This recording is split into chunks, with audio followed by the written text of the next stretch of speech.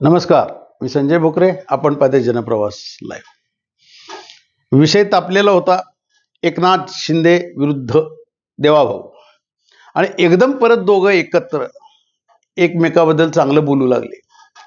जनता बघते, पण राजकारण किती महत्वाचं आणि काय काय घडलंय याचं विश्लेषण करणं अतिशय आवश्यक आहे. आणि तसं घडलंयच.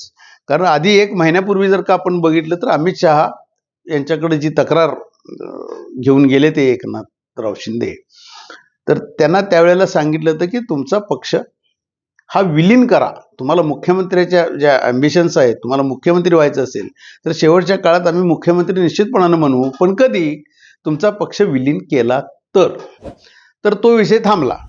थांबल्यानंतर परत मग देवाभाऊने जोरच धरला. आता काय झालंय, शिवसेनेचे बहुतेक म्हणजे एकनाथ शिंदेच्या शिवसेनेतले मंत्री आता भाजपच्या रडारवर आहेत. मग दोघा मंत्र्यांची तर हकालपट्टी करणार अशा मनस्थितीत भारतीय जनता पक्ष आहे. मग त्याच्यामध्ये राठोड यांचं नाव आघाडीवर होतं. अनेक मंत्री असतील कोणतरी, परंतु त्याच्यामध्ये हे एकनाथ शिंदेंना मग त्यांच्याच मंत्र्यांनी आणि आमदारांनी घेरलं. म्हणजे का घेरलं, तर का घेरणार नाही, आम्हाला जर का संरक्षण नसेल आणि मग महायुतीमध्ये भारतीय जनता पक्ष आपल्याला जर का इन्क्वायरीला चौकशीला सामोरं जायला लागत असेल तर मग उपयोग काय. तर मग त्याच्यात आता सगळ्यांनी प्रवक्त्यांनी सुद्धा भाषेवर संयम ठेवावा, एकमेक टीका करू नका, पक्षप्रवेश एकमेक करू नका वगैरे वगैरे चर्चा झाल्या. पण सगळ्यात महत्वाचा मुद्दा अमित शहा देशाचे गृहमंत्री यांनी टाकलेला डाव. ठीक आहे, तुम्हाला आम्ही वेळ देऊ. पुन्हा त्या चर्चा झाल्या. नाही, पण आम्हाला प्रत्येक ठिकाणी जर का भारतीय जनता पक्षाकडनं वागणूक चांगली मिळत नसेल आणि सोशल मीडियातनं सारखं एकनाथ शिंदे हेच टार्गेट होत असेल तर आम्ही करायचं काय. शेवटी अमित शहा यांनी अतिशय चांगल्या पद्धतीनं मार्ग काढला, अशा आता चर्चा चालू झाल्या. आणि विलिनीकरण हाच मुद्दा परत धरला गेला. तुम्ही विलीन करा तुमचा पक्ष. कधी, आता स्थानिक स्वराज्य संस्था मतदारसंघाच्या निवडणुकीत युती म्हणून लढा.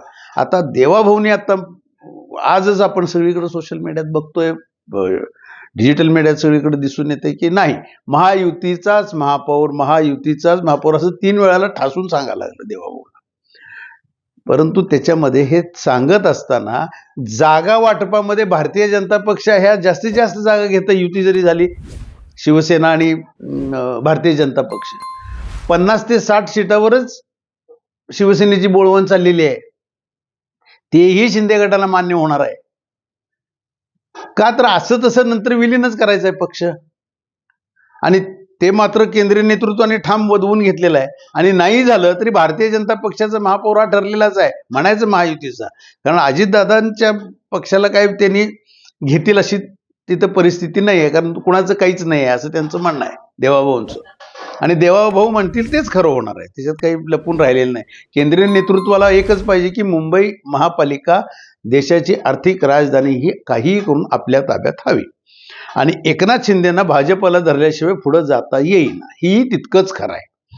भारतीय जनता पक्षाची ताकद, साम दाम दंड भेद हे सगळं बघितल्यानंतर एकनाथ शिंदेना हे सोपं नाही. ठाण्यासारख्या ठिकाणी त्यांच्या बालेकिल्ल्यामध्ये सुद्धा, कारण भारतीय जनता पक्ष एकनाथ शिंदे आणि रवींद्र चव्हाण प्रदेशाध्यक्ष भारतीय जनता पक्षाची, ह्यांचं कसं जुंपलेलं होतं.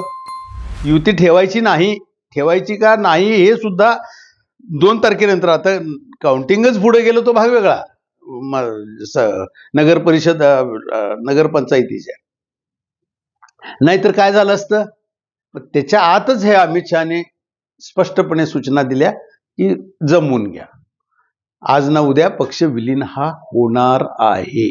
आणि तो विलीन केला नाही तर काय, नाही केलं तरी काय, भारतीय जनता पक्षाचा मुंबई महापालिकेवर झेंडा फडकणार, महायुती म्हणून फडकणार, पण महापौर मात्र भारतीय जनता पक्षाचा असणार आहे. ठीक आहे, तुम्ही परत विलीन जरी केलं नाही पक्ष तरी जायचं ते. तुम्हाला तर काय मुख्यमंत्री पदाचं नुसतं स्वप्नच बघायला लागतील. तुम्हाला ते हवं असेल तर पक्ष विलीन करा, अशा सूचना आणि अशा पद्धतीच्या तडजोडी वरती झाल्या. आणि त्याच्यामधनं आता निर्णय करायचा आहे तो एकनाथ भाऊना. आता एक निर्णय केला की आपण आता बाबा टीका नको, एकमेक एकत्र राहूया, निदान एवढं तर.